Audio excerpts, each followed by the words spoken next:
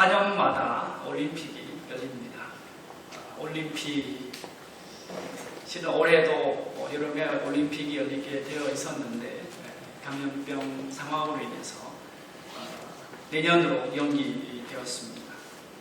올림픽은 운동 선수들만의 축제가 아닙니다. 온 세계 사람들이 함께 참여하는 즐거운 축제입니다. 그래서 많은 사람들이 올림픽 경기를 기대하고 또 보고 싶어하고 함께 즐거워하고 함께 기뻐합니다. 올림픽 경기의 하이라이트는 단연 마라톤 경기일 겁니다. 올림픽 경기가 끝나는 끝 무렵에 마라톤이 펼쳐지고 42.195km 2시간이 넘는 거리를 쉬지 않고 뛰어야 되는 경기가 바로 마라톤 경기입니다. 그래서 마라톤에서 우승한 선수에게는 월계관이 씌워지고 수많은 사람들이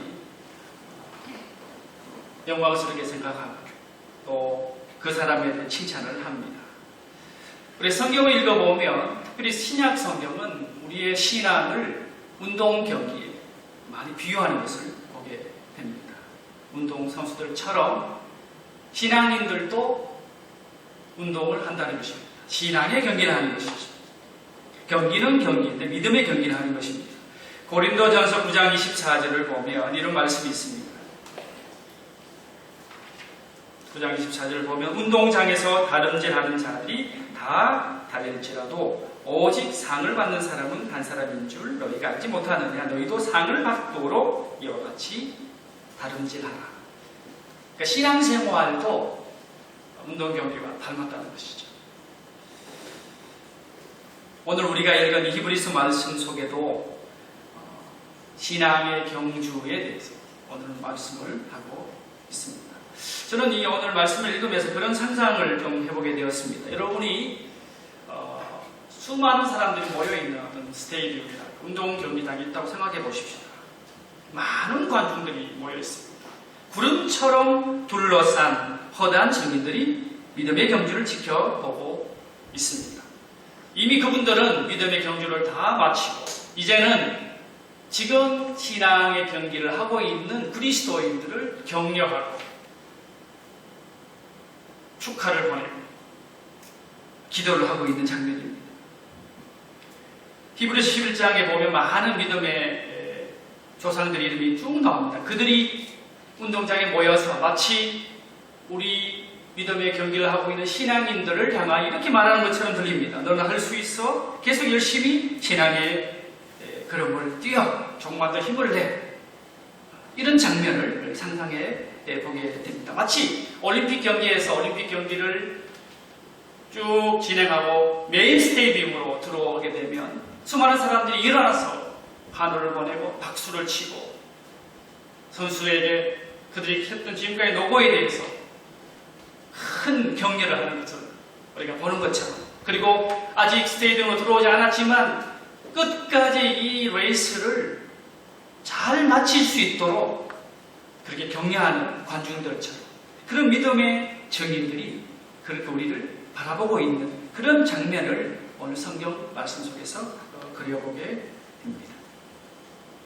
여러분, 믿음의 경주를 우리는 하고 있습니다. 그런데 이 믿음의 경주를 잘 하기 위해서는 몇 가지 중요한 원칙을 지켜야 합니다. 첫 번째는 먼저 버려야 하는 것이 있습니다. 두 가지가 있습니다. 하나는 무거운 것을 버려야 합니다. 무거운 것. 이 무거운 것, 1절에 보면 무거운 것이라는 표현이 있습니다. 이것은 무엇이겠습니까? 그것은 거리끼는 것일 겁니다. 여러분, 운동 경기 선수가 운동을 하면서 몸에 온갖 무겁고 불필요한 것을 주렁주렁 매달고 있다면 그 선수는 우스꽝스러운 선수가 될 겁니다. 그리고 선수 본인도 제대로 된 경기를 할 수가 없을 것입니다. 우리의 신앙생활 속에서도 믿음의 길을 방해하는 수많은 무거운 것들, 불필요한 것들이 있습니다. 그것들을 제거해야 합니다. 몸을 가볍게 해야 합니다. 삶을 단순화해야 합니다. 단순성의 훈련이 필요합니다. 먼저는 내적 단순성이 필요합니다. 우리의 마음이 너무 복잡합니다. 분노로, 상한 마음으로, 마음의 상처로 우리는 가득할 때가 얼마나 많습니까? 온갖 불신앙적인 생각이 우리의 내면을 어지럽히고 있습니다.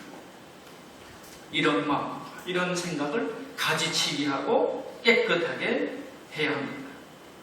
대신에 주님 앞에서 단순한 마음, 순전한 마음, 고요하고 평화로운 마음으로 가득 채워야 합니다. 어떻게 가능하겠습니까? 우리의 마음의 중심이 거룩한 중심, 그리스도의 마음으로 우리가 충만해야 할 겁니다. 우리의 내적 단순성은 또한 외적인 단순성으로 자연스럽게 이어집니다. 리차드 포스트는 영적 훈련과 성장이라는 책에서 현대인들을 이야기하면서 현대인들은 물질에 대한 깊은 애착을 지적하고 있습니다. 현대사회의 풍요로움이 단순성을 뺏어갔다라고 말하죠. 물건을 사더라도 꼭 필요해서 사기보다는 그 물건을 삶으로 다른 사람에게 어떤 인상을 주기 위해서. 최근에 보니까 면세 가게에서 300만 원짜리 하는 게 199만 원 하니까 새벽부터 줄 서가지고 하는 거 봐요. 이 쇼핑 중독이 우리 시대의 모습이죠. 결국은 꼭 필요해서 물건을 사기보다 별 생각 없이 분별 없이 물건을 구입하는 경우입니다. 너무 많이 두고 쌓아두고 살아가는 모습을 보게 됩니다. 하나의 예입니다. 우리의 삶이 단순화되고 우리의 삶이 가벼울 때 우리는 신앙의 레이션을 제대로 할 수 있어요. 단순성으로 나아가야 됩니다. 마음의 단순성, 내적인 단순성, 그리고 우리의 삶의 외적인 단순성을 이야기할 수 있습니다. 무거운 것들을 버려야 좋은 믿음의 경비자가 될 수 있기 때문입니다. 두 번째, 오늘 말씀을 보면 버려야 할 것은 얽매이기 쉬운 죄를 버려야 합니다. 여러분, 죄는 믿음의 길을 걸어갈 때 우리를 방해하는 요소입니다. 로마서 3장 23절을 보면 모든 사람이 죄를 범하였음에 하나님의 영광에 이르지 못하더니라고 말했습니다. 다시 말하면 죄는 하나님의 영광에 이르지 못하도록 하는 것이죠. 그런데 여러분, 이 죄를 대할 때 한번 두 가지로 한번 분리해보는 게 의미 있다고 생각합니다. 하나는 알고도 의도적으로 짓는 죄가 있습니다. 알고 있는데 죄를 짓는 거죠. 그 히브리서 10장, 우리 읽은 12장 앞장에 보면 10장 26절에 이런 말씀이 있습니다. 들어보십시오. 우리가 진리를 아는 지식을 받은 후 진짓 죄를 범한 적 다시 속죄하는 제사가 없고 라고 했습니다. 무슨 이야기냐면 예수 믿은 다음에 예수를 믿고 난 다음에 진리가 뭔지를 알게 되었습니다. 그런데도 의도적으로 죄를 범하게 된다면 그것은 믿음의 경주자에게 합당하지 않다는 것이죠. 여러분, 결혼을 하셨습니까? 남편이 있고 아내가 있습니다. 그 남편과 아내는 여러분에게 가장 중요한 사람이 되어야 돼요. 배타적인 관계죠. 그 어떤 세상에 가장 더 아름다운 형이 있더라도 여러분의 아내를 가장 사랑해야 되고 가장 좋아해야 돼요. 남편도 마찬가지. 그런데 옆에 쳐다보고 하다 보면 불륜이라는 것이 왜 생기겠습니까?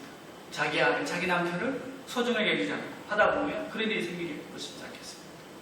그러니까 의도성은 늘 우리를 죄로 이끌게 됩니다. 그래서 의도적으로 죄를 범하지 않도록 우리 늘 조심해야 합니다. 두 번째, 죄는 의도적으로 짓지는 않지만 인간의 본성상 죄의 영향력이 문제가 있습니다. 그렇지 않습니까? 죄는 우리를 늘 억제입니다. 그래서 오늘 말씀으로 얽매이기 쉬운 죄라는 표현을 쓰고 있습니다.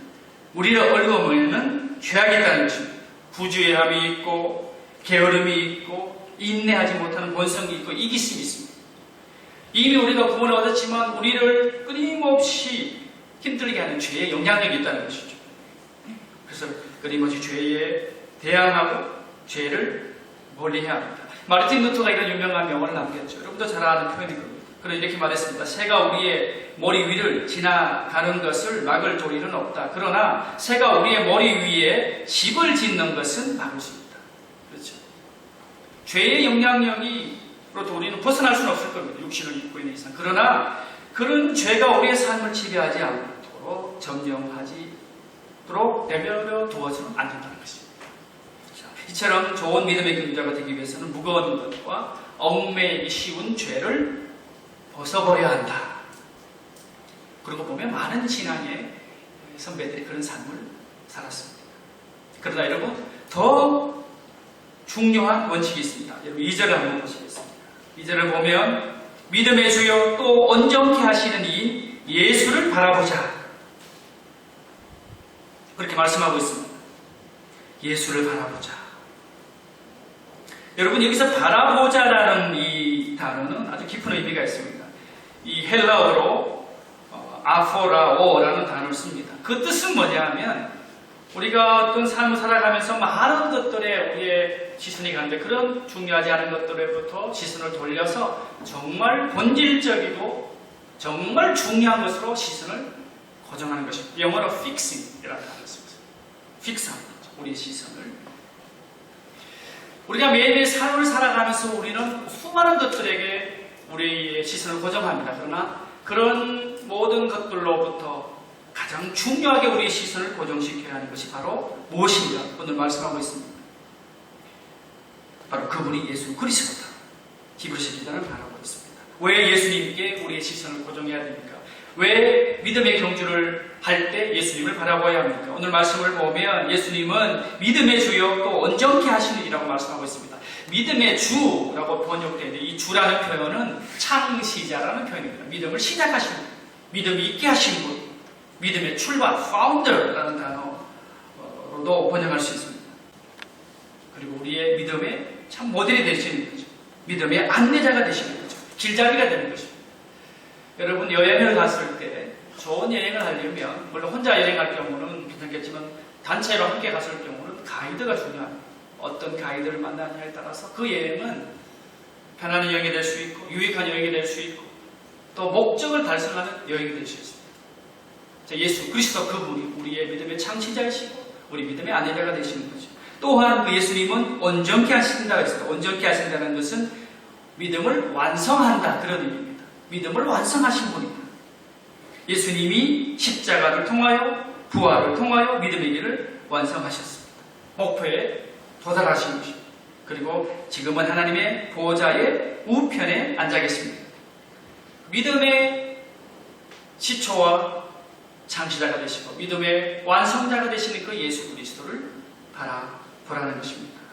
그렇다면 중요한 질문이 있습니다. 예수님을 바라본다는 것은 과연 어떤 의미입니까?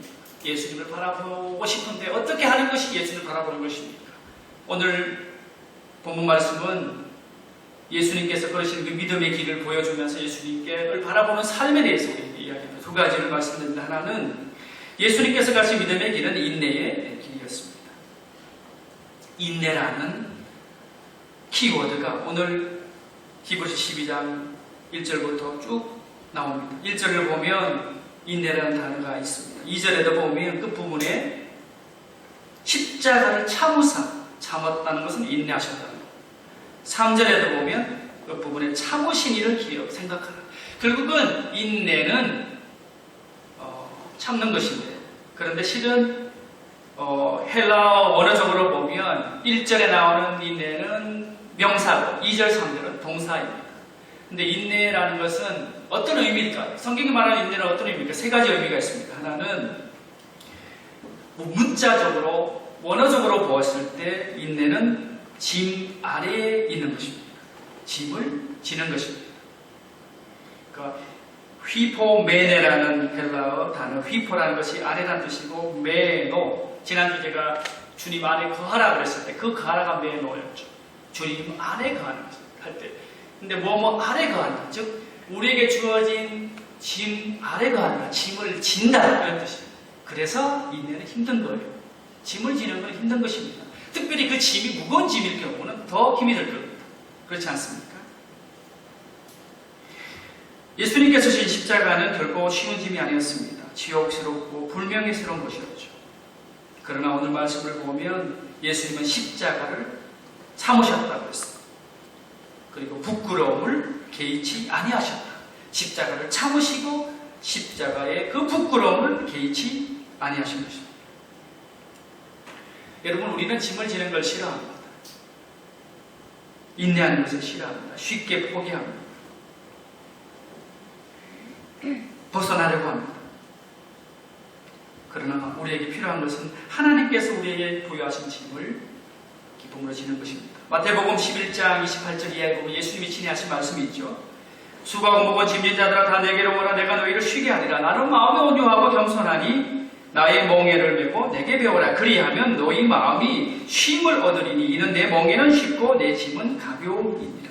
이 말씀 참 우리가 좋아하는 말씀입니다. 이 말씀 속에서 우리가 눈여겨보는 것은 나의 멍에를 걸고 내게 배우라. 내 멍에. 예수님께서 제자들에게 말씀하시면서 예수님이 제자들에게 부여하신 멍에가 있습니다. 진리를 따르는 멍에가 있습니다. 그 말씀대로 행해야 되는 멍에가 있습니다. 그 멍에는 쉽고 내 짐은 가볍지만 그러나 여전히 우리가 짊어져야 짐이 있는 것입니다. 우리가 세상을 살아가면서 만나게 되는 고난이 있고 어려움이 있고 시험이 있습니다. 그리고 주님의 진리의 말씀 안에 살아가야 된다는 그런 부담이 있습니다. 그런 것들이 우리를 힘들게 할 때가 있습니다. 그러나 그런 하나님께서 예수님께서 우리에게 부여하신 짐을 지는 것이 바로 인내다. 이렇게 말씀해 주겠습니다. 두 번째 인내는 기다리는 것입니다. 인내는 하나님의 때를 기다리는 것이고 하나님의 시기를 기다리는 것입니다. 그래서 성경이 말씀하는 인내는 맹목적인 것이 결코 아닙니다. 무작정 피학적으로 고통당하는 것이 아닙니다. 인내에는 분명한 목적이 있습니다. 목적성이 있다는 것이죠. 이것이 세상 인내와 우리 인내의 차이입니다. 목적을 두고 하나님의 약속을 신뢰하는 것입니다. 그리고 기대하는 것입니다. 자, 요셉을 보면 믿음의 조상 요셉을 보면 우리는 너무나 인내가 어떤 사람인지 알 수 있죠. 그가 꿈을 꾸고 그 꿈 때문에 형들의 미움을 받아서 이스마엘 상인들에게 팔려서 애굽에 끌려갔을 때 나이가 17살이었습니다. 아주 청년이었습니다. 그런데 바로 앞에서 바로의 꿈을 해석해주고 총일의 신이 되어서 그 꿈이 실현된 것은 30세였습니다. 13년이라는 세월이 있었습니다. 그 기간 동안 어떤 일이 벌어졌습니까? 바로의 신하였던 보디발의 노예로 생활했고 그리고 그곳에서 보디발의 아내의 모함을 얻어서 감옥에서 수년간 지내야 했습니다. 그러나 요셉은 그런 상황마다 인내함으로 기다렸죠. 하나님의 때를 기다렸죠. 그리고 하나님이 때가 되었을 때 30세가 되었을 때 하나님의 시기에 그의 꿈은 이루어졌고 그 꿈대로 애굽만 아니라 세상을 살리는 사람이 된 것입니다. 신앙은 기다리는 것이다. 하나님의 때를 기다리는 것이다. 예수님께서도 십자가를 지셨습니다. 그 이후에 3일을 기다리셔서 부활하셨죠.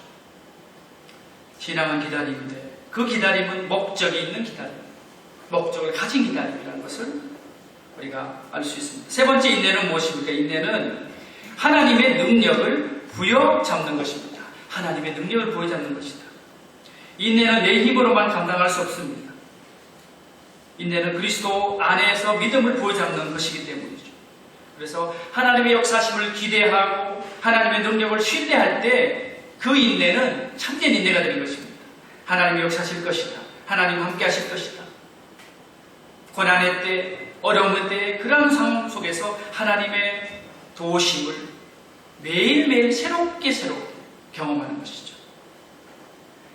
그런 의미에서 인내는 결코 수동적인 행위가 아니고 인내는 능동적이고 적극적이고 그리고 미래적인 것입니다. 자, 예수님께서 가신 믿음의 길은 이런 인내의 길이었습니다. 짐을 지는 것이었고 기다리시는 것이었고 하나님의 때를 그리고 하나님의 능력을 부여잡는 것이었습니다. 그러나 그런 것으로 멈추지 않고 인내의 삶에서 예수님이 보이신 그런 믿음의 길은 그 길이야말로 참된 승리의 길이고 기쁨의 길이었습니다. 2절을 다시 한번 보십시오. 믿음의 주여 또 온전케 하시는 예수를 바라보자. 그는 그 앞에 있는 기쁨을 위하여 그 앞에 있는 기쁨, 이미 보장된 미래가 있는 것이죠. 십자가를 지는 고난, 인내가 있습니다. 그러나 결국은 승리한다는 것입니다. 보장된 미래가 있습니다. 예수님께서 십자가를 지시고 고난 중에 있었지만 부활하심으로 승리하셨습니다. 예수님께서 십자가를 지시기 전에 제자들에게 이런 말씀을 친히 하셨습니다. 지기 전에 요한복음 16장 33절에 보면 끝부분에 이렇게 말씀합니다. 세상에서는 너희가 환난을 당하나 담대하라 내가 세상을 이겼다. 세상에 있으면 환난을 당할 수밖에 없다. 그러나 담대하라, 내가 세상을 이겼다 말씀했습니다. 인내함으로 믿음의 길을 걸어갈 때, 믿음의 경주를 할 때 우리에게는 영광스러운 미래가 보장되어 있습니다. 요한일서 5장 4절을 보면 이런 말씀이 있습니다. 무릇 하나님께로부터 난 자마다 세상을 이기느니라. 세상을 이기는 승리는 이것이니 우리의 믿음이니라. 하나님께 속한 사람, 하나님으로부터 난 사람은 세상을 이긴다. 무엇으로 이깁니까? 믿음으로 이기는 것이죠. 그리고 이 믿음의 길은 인내의 길일 뿐만 아니라 그 믿음의 길을 계속 따라가다 보면 종국적으로 승리하는 것입니다. 그 길은 좁은 길일 수 있습니다. 어려운 길일 수 있습니다. 짐을 지는 하기 싫은 일일 수 있습니다. 그러나 그 길을 걸어가다 보면 천국에는 주님과 함께 놀라운 승리와 기쁨을 누리게 됩니다. 예수 그리스도의 시선을 고정하고 예수를 바라보고 살아갈 때 우리는 믿음으로 승리할 수 있는 것이죠. 그리고 오늘 말씀 속에 보면 11절에 보면 의와 평강의 열매를 맺는다. 의와 평강의 열매를 맺게 되는 것입니다. 사랑하는 여러분, 좋은 신앙인은 어떤 사람들입니까? 좋은 신앙이 된다는 것은 무엇이겠습니까? 그는 자신의 한계를 아는 사람입니다. 죄성을 아는 사람입니다. 나의 약점을 알고 연약함을 인정합니다. 즉 나의 나됨을 아는 사람이죠. 그렇기 때문에 예수 그리스도를 바라보고 예수께 시선을 고정하고 그리스도께서 주신 힘과 능력을 부여잡는 사람이죠. 인내함으로 짐을 지는 사람이며 믿음을 가지고 기다리는 사람이고 그리고 하나님의 능력을 인정하고 그 능력 가운데 살아가는 사람입니다. 부족함 가운데 하나님 앞에 나아가고 하나님께 시선을 고정하고 예수 그리스도의 그 가르침과 그 진리 안에 살아가는 사람이 바로 좋은 신앙입니다. 여러분, 좋은 교회는 어떤 교회이겠습니까? 완벽한 교회이겠습니까? 완전한 교회이겠습니까? 이 세상에 완전한 교회가 있을까요? 아무리 완전한 교회라고 하더라도 내가 가는 그 순간 불완전한 교회가 됩니다. 왜냐하면 내가 불완전하기 때문에. 결국 좋은 교회는 어떤 교회입니까? 겸손히 하나님의 얼굴을 구하고 예수 그리스도에게 초점을 맞추고 살아가는 신앙인들이 모인 교회, 인내함으로 하나님의 뜻을 이루어가는 사람들이 모인 교회, 고난과 어려움이 있더라도 그것을 능히 이기고 그걸 통하여 새롭게 되는, 새로워지는 교회, 그런 교회가 좋은 교회가 아닐까요? 시련 없는, 고난 없는 이 없이 좋은 교회가 될 수 있을까요? 고난은 교회를 연단합니다. 고난은 우리로 하여금 우리 자신을 바라보고 회개하게 합니다. 고난을 통과하면 교회는 정결해집니다. 그리스도의 아름다운 몸을 이루게 됩니다. 인내와 시련을 통해 교회는 정결한 그리스도의 신부로 새로워집니다. 사랑하는 여러분, 헤브론 교회를 통하여 하나님께서 원하시고 하나님이 바라시는 그런 역사를 이루기 위해서는 우리의 시선이 다른 곳이 아니라 예수 그리스도께 집중되어야 합니다. 예수 그리스도를 바라고 예수 그리스도의 역사하심 앞에 우리가 겸손히 서게 될 때에 그 길이 인내의 길이고 힘든 길이라 할지라도 전국적으로는 승리하는 길이고 전국적으로는 그리스도께서 가지신 그 기쁨을 간직하는 교회가 될 것입니다. 믿음의 주여 또 온전케 하시는 이 예수를 바라보자. 그는 그 앞에 있는 기쁨을 위하여 십자가를 참으사 부끄러움을 개의치 아니하시더니 하나님 보좌 우편에 앉으셨느니라. 아멘. 우리 다 같이 기도하십시다.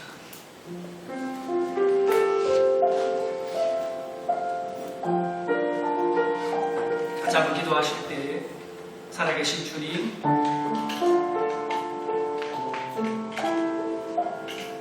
우리 자신 가운데 있는 무거운 것과 얽매기 쉬운 죄를 벗어버리기 원합니다. 우리를 혼란스럽게 하는 마음의 무거운 짐을 내려놓기를 원합니다. 우리의 삶을 단순화하고 우리의 시선이 세상의 것들로 채워지는 것이 아니라 예수 그리스도께 고정되고 예수 그리스도가 가신 그 길을 믿음으로 걸어갈 수 있는 하나님의 사람들 되게 하옵소서. 믿음의 주여 또 온전케 하시는 이 예수 그리스도를 바라보는 신실한 하나님의 사람들 되게 하여 주옵소서. 우리 같이 한번 말씀을 기억하면서 같이 한번 기도하십시다.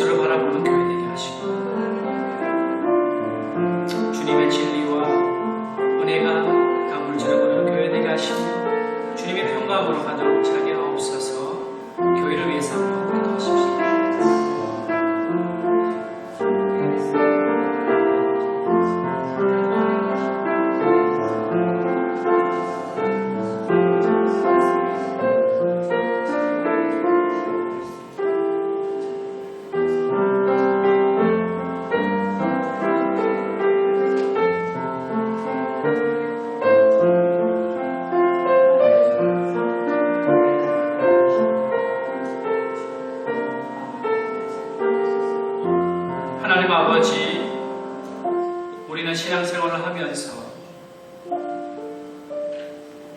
너무 많은 것들에 관심을 갖고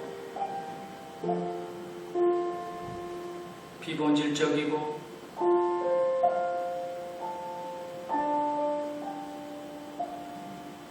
하나님 오시기에 헛된 것들에 둘러싸여 살아갈 때가 많습니다. 주님, 우리에게 너무나 무거운 것들이 많고 죄의 유혹 앞에서 쉽게 넘어집니다. 주님, 우리로 예수께서 걸어가셨던 그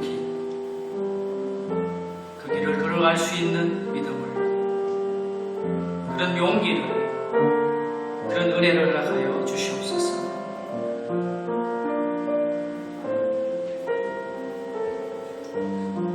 우리의 낙함을 솔직히 인정하고